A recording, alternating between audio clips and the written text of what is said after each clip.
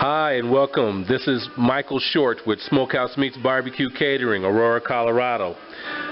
I'm going to show you a real quick recipe regarding some soul food, basically neck bones. I've been seeing a lot of things on the Food Channel and the Cook Network or whatever it is, and this is becoming a gourmet type of meat out in the mainstream world.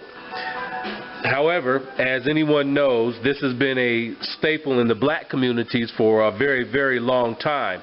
So people are really just kind of catching up to the actual goodness of what you see here. So what we have are some pork neck bones. Now, I'm going to take this and add my own little twist to it because you know I'm a smokehouse and I do barbecue. So I'm going to actually take these and put these on the smoker, and then in the end I'm going to add a little barbecue sauce to them as well.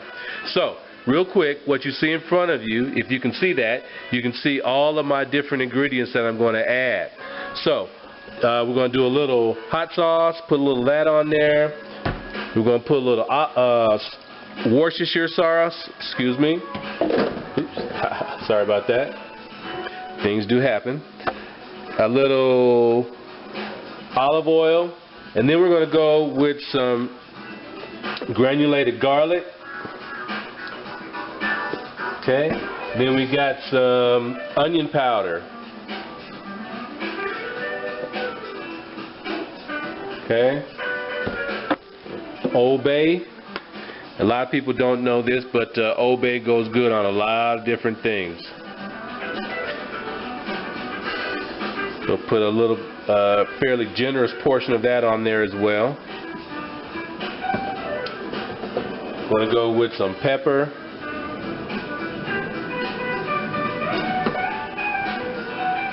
I have some allspice. If you can see that, it's allspice, ground allspice.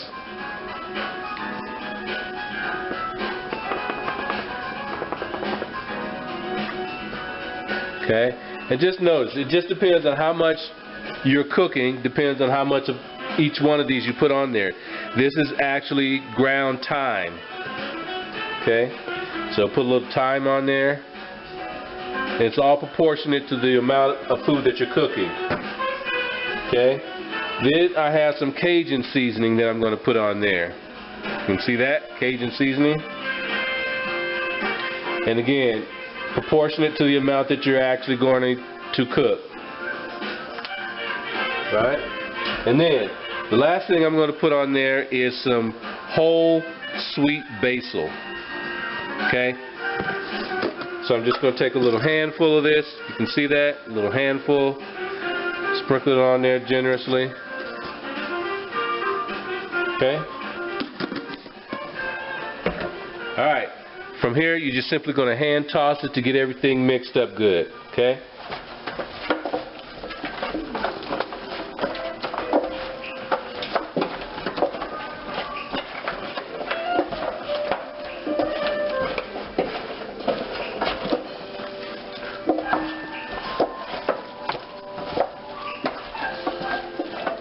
Alright, that looks generous enough. Alright, so we're going to let that actually marinate for about 30 minutes.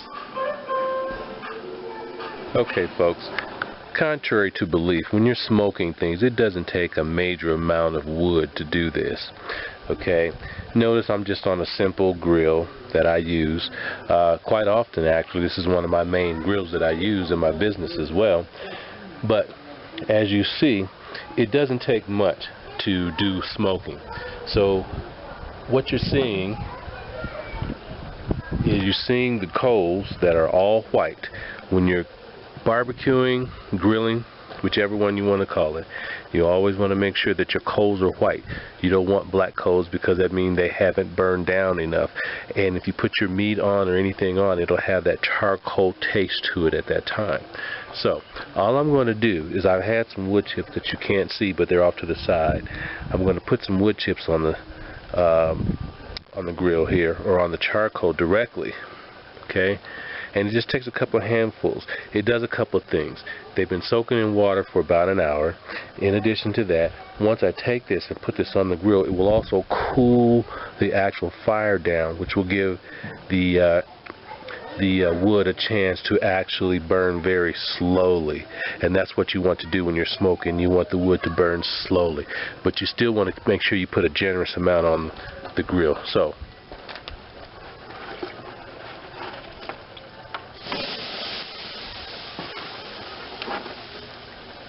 you notice I take and put a generous amount on every part that I can see, at least.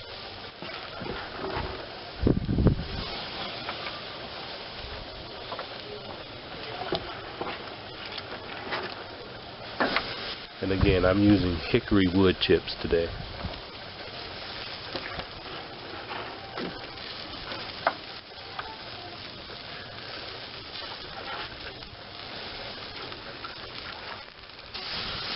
Alright, now that I've got my wood chips on, I'm going to take my grill grates and put them on.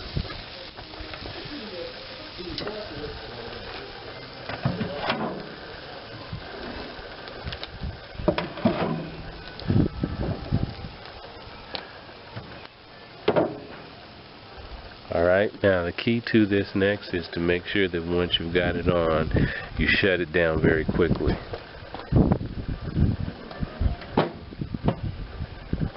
Once you've actually shut it down, then you can see that it helps keep the fire a little cooler.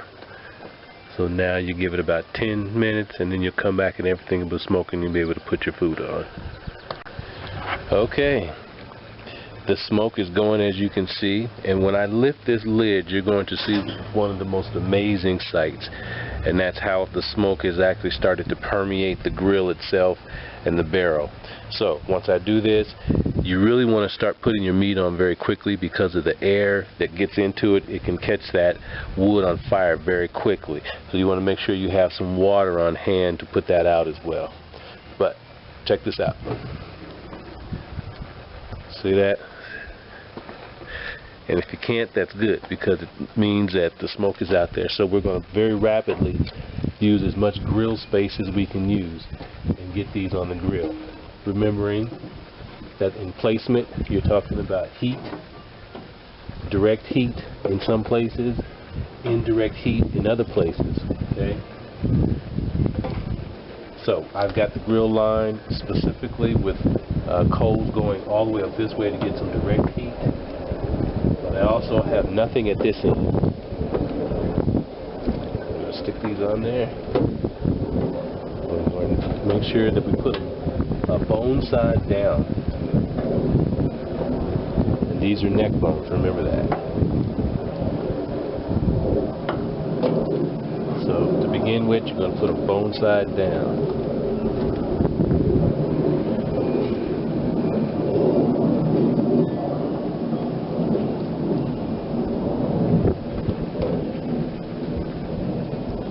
Take some of these off the top and leave them on the bottom as well.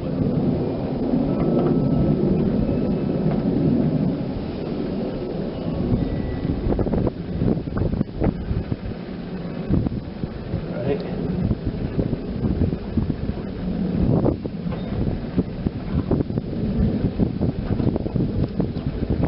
Okay, there you have it. You're about to smoke some neck bones.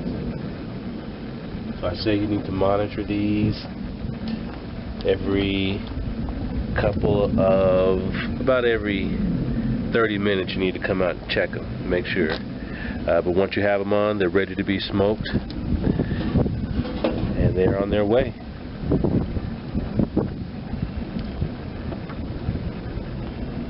Smoked pork neck bones. Smokehouse Meats Barbecue Catering, Aurora, Colorado. Shut it down for now.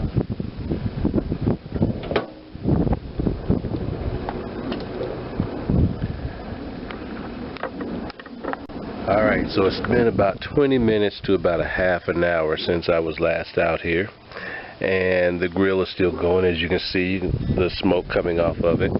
So as I lift the lid, again, I have to work quickly. One, because it's a breezy day here in Aurora, Colorado. But the other thing is that in general you don't want a lot of air to get to the actual barrel itself to ignite the wood.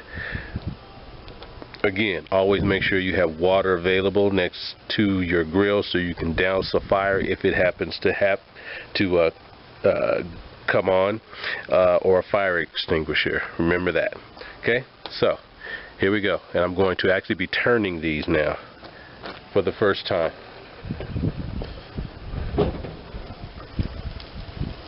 There you go.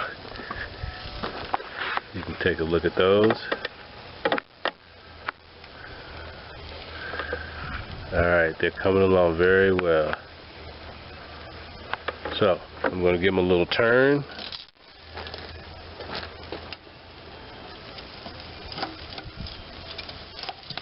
Again, work as quickly as you possibly can.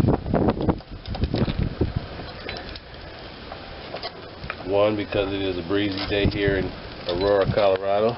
Oops.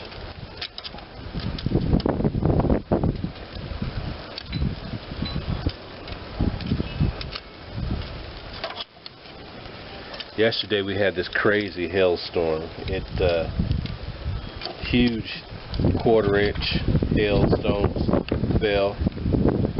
We were on the back end of a tornado here, and they're expecting. See, there goes the fire.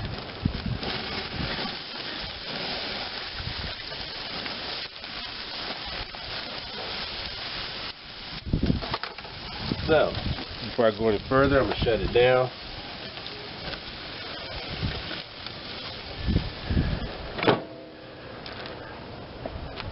So, that's exactly what I was talking about. You leave it open too long and you will catch fire.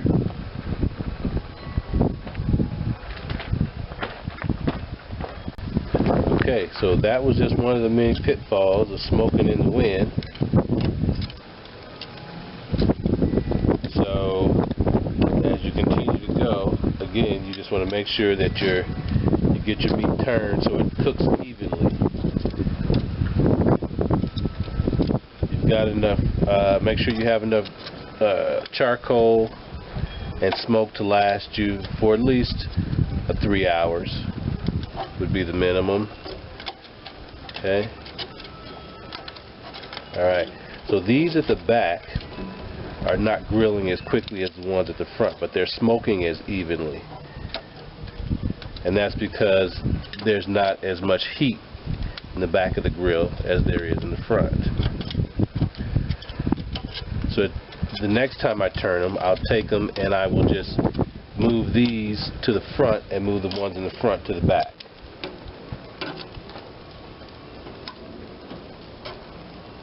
Alright, so just make sure you get an even turn on them.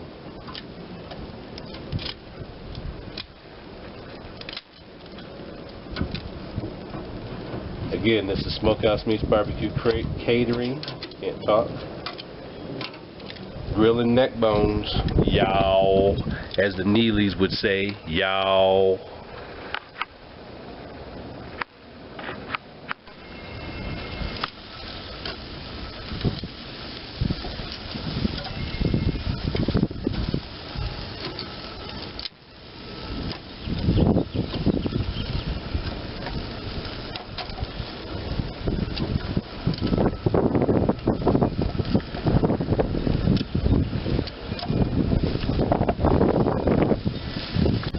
Alright, so as you can see, it's been about 2 hours, 3 hours. These are nice and smoked now.